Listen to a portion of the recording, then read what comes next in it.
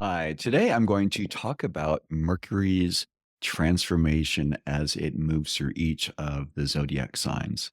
My name is Michael Bartlett, Master Metaphysical Astrologer, and I am here to provide you with metaphysical astrology and experiential coaching to provide you with the profound self transformation and empowerment you seek. If you like what I'm offering here today, please hit like, please subscribe, please share with your friends, and of course, please comment because I love hearing what you have to say. So, as you can see from this slide that we'll be using for the overview, this is Mercury and all of it. And I use it very carefully when it comes to Mercury, because Mercury actually doesn't have a sex. Mercury is neither masculine nor feminine, but actually androgynous, a blending of the two, which is actually really appropriate for a lot of how we're looking at life nowadays with the ability to understand and see people along a spectrum of expression.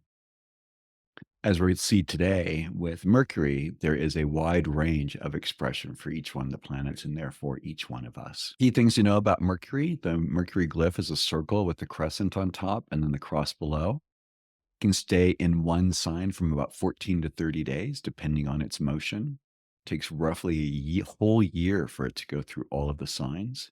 And it only ever gets about 28 degrees away from the sun in astrology. And that's really more important when you're looking at astrological charts. Just realizing that it's really not going to be more than usually a sign away from wherever the sun is. It goes retrograde 2 to 3 times per year. This is something I know all of you have heard about. Even people who don't know about astrology hear about Mercury retrograde. The energy that we now know as Uranus is what used to be held by Mercury as well. So now Mercury is looked at as the lower octave and Uranus as being the higher octave. And so this is just a little bit of a different understanding and seeing how they operate with one another. And they actually work well with one another, to be honest. Mercury represents our need to communicate, how we move through time and space, and how we process information and things in life. It reveals the ways in which you communicate, move, process information, as I just said, and definitely reveals to us the ways in which we are all varied in these areas. What I really specifically like about Mercury through the signs is we can see that there is quite a range of expression possible. I think our school systems typically say, like, oh, these type of people are stupid and these type of people are intelligent. But the truth is, everyone has intelligence, but they have different types of intelligence. So when it comes to Mercury, especially, we are going to be talking about the element in which Mercury finds itself is going to really affect the ways in which Mercury expresses itself. If we look at Mercury in the water signs, such as in Cancer, Scorpio, or Pisces, we will see these individuals process their thoughts and the ways they move in a very feeling nature. It's not the intellectualized way in which the air signs, meaning Gemini, Libra, and Aquarius, are going to be processing, or the speediness with which Aries, Leo, and Sagittarius, the fire signs, process, or the more determined, maybe not necessarily plodding along, but there would be definitely with Taurus, but with the earth signs, Taurus, Virgo, and Capricorn, they are all about doing things in more of a methodical nature. So this is just how we look at things. This is the planet Mercury here in the middle. And as you know, this is how the sun moves in between the earth and the constellations so that we can see basically the backdrop and how we can understand why when someone has a sun sign that the sun's actually in that placement in the sky. All right, the first one we come to is going to be, of course, Aries. Mercury in Aries is a fire sign, instinctual, initiatory, cardinal sign of Aries. So these are individuals who are going to really kind of blurt things out. They don't really have a good filter. None of the fire signs have a terribly good filter, to be honest. And so when they see an opportunity, it's almost like when you think about fire in general, actually, if there is flammable material nearby, fire is going to take advantage of that. So that's kind of the way what you can think about with any of the planets in the fire signs. It's really kind of an opportunistic. It needs to be fed, and so when it sees that there's fuel nearby, it will accept it and it will go for it. People with Mercury in Aries are going to be, it could be runners. They're going to be people who are going to be rock climbers. They're not really going to be sitting still very much. They're going to be talking in shorter sentences, probably, and be very direct. about things. There's not really going to be much hemming and hawing around how they do things. They're going to really be direct about things.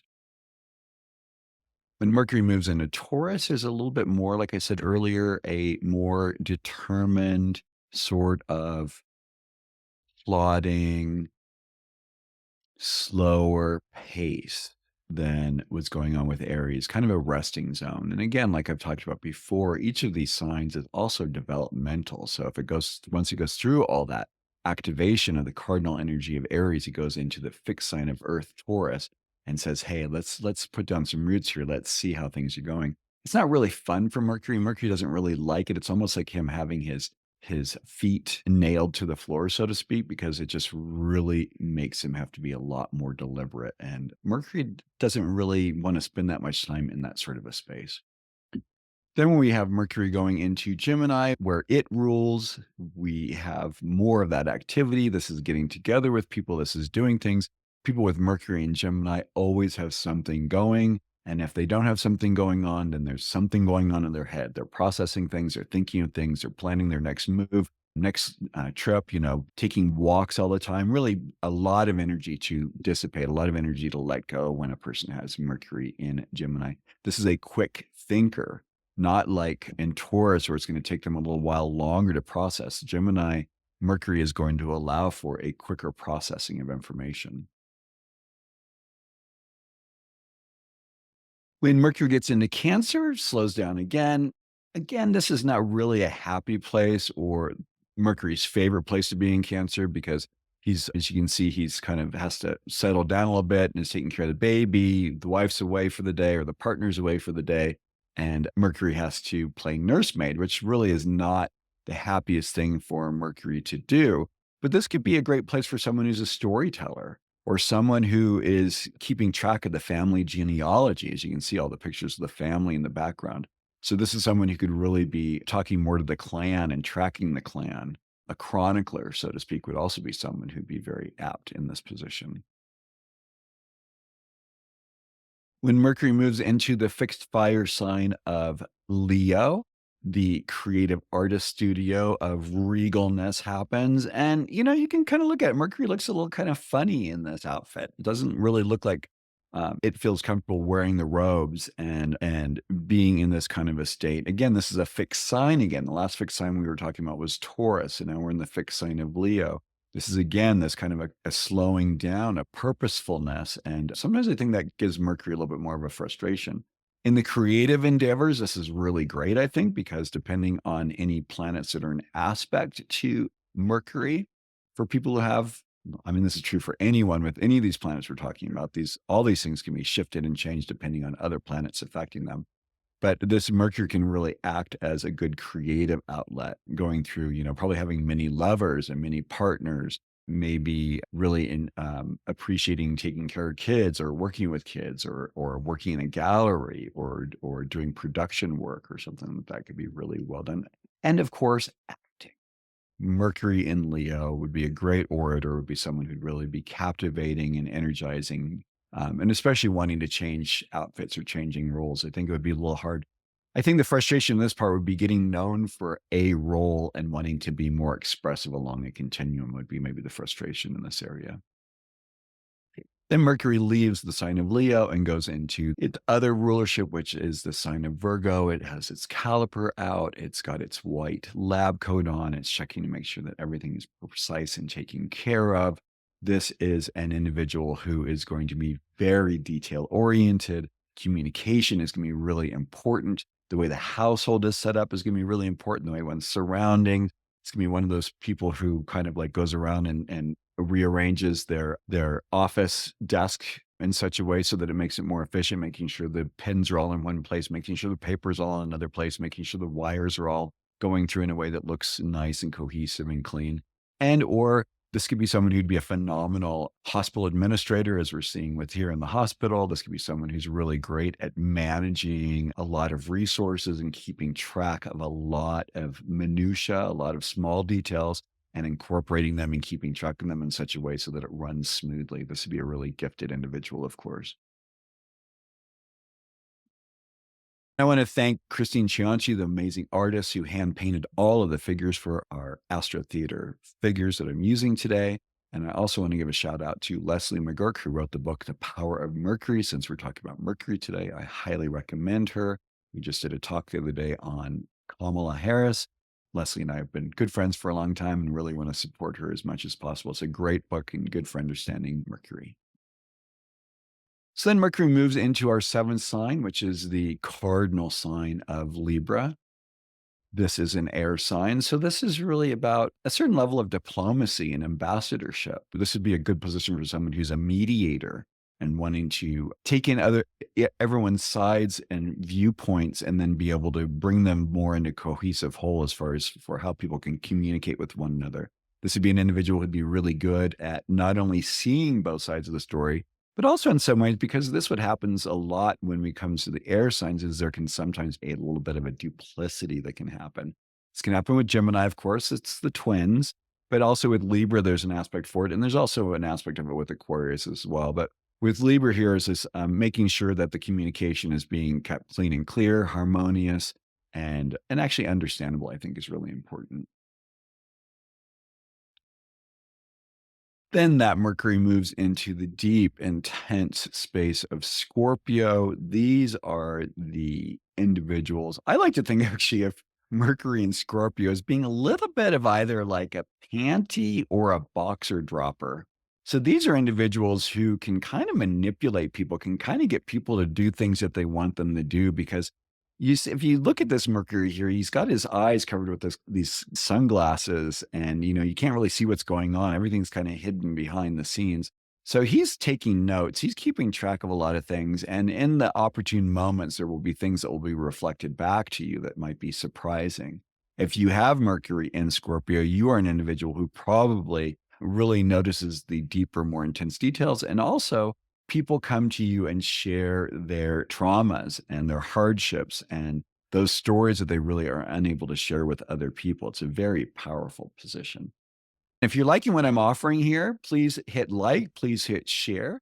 Please check out my other videos here, as well as check out my website, coremichael.com, where I offer many different types of sessions. I am here to empower you to be the best version of you possible. And in that way, we now move into the exciting, energetic energy of Sagittarius. This can be a little bit challenging for Mercury in a way because it's just the world of possibilities. He's got his bow and arrow out. There's an image of the Taj Mahal in the distance. This looks like a spaceship. Where is the new adventure? What's going to be happening next? These individuals, with it being mutable fire, are likely to be a bit restless.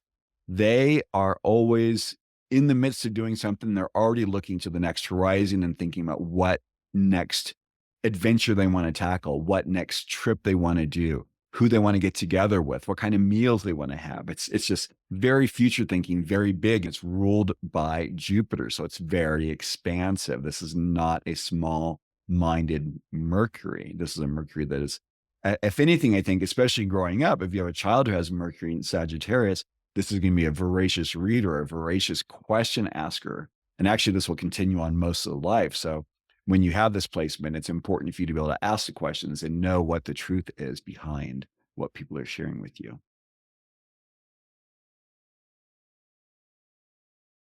Then that Mercury moves into the structured final earth sign of Capricorn. This is a good placement for getting the details done.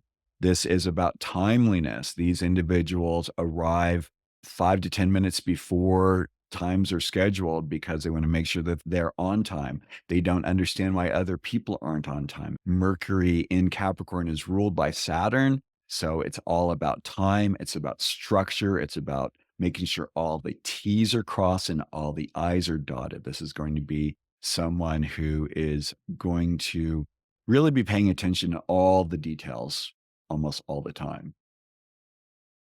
Then that Mercury moves into Aquarius, the next Saturn ruled sign, and is here to share the ideas of what it's like to be human, of the importance of being human. Mercury in Aquarius is here to teach us that while each of us is special, all of us are special.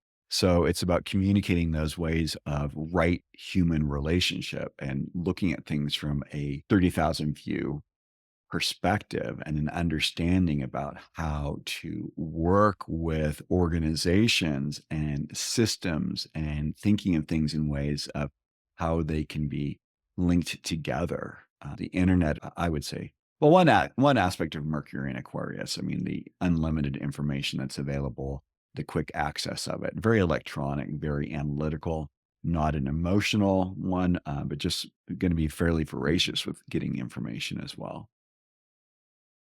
Then finally, Mercury moves into the last sign in astrology known as Pisces, where he gains his crystal ball, his diaphanous gown. And what I find more often than not, and it actually makes people giggle when I say this to them, but whenever I see people have Mercury in Pisces or Mercury in the 12th house, which is Pisces' natural placement, I ask them if they hear the voices. And they kind of look at me a little sheepishly and they are kind of a little bit concerned because in our society, we think of this as being something where you might be mentally unstable or something else might be going on. But for a Mercury in Pisces, this is commonplace. There's a lot of information coming through all the time. There's information coming through from the other side. There's information coming through from being around people, picking up body language, picking up emotional baggage that people carry, sitting next to someone in the bus or sitting next to someone on a train or in the plane. You can start to have other thoughts and you have to really go, wait a minute, are these my thoughts or are there someone else's thoughts? And really learning that discernment, which really comes in handy from having the opposite sign of Virgo, which allows for the discernment where what is that frequency of energy that's coming towards me? Who is offering that? Who's trying to communicate with me? Is that communication something of the frequency that I want to be a part of? Or is it something I need to say no? Very important things for anyone with Pisces planets, to be honest. I want to thank you for tuning in today. If you liked what I offered, again, please hit like, please hit share, and enjoy my other videos. Looking forward to hearing how you experience your Mercury planets and other people's planets. Please leave comments, ask questions. I'm happy to interact with you all here. Have a wonderful day. Take care. Bye bye.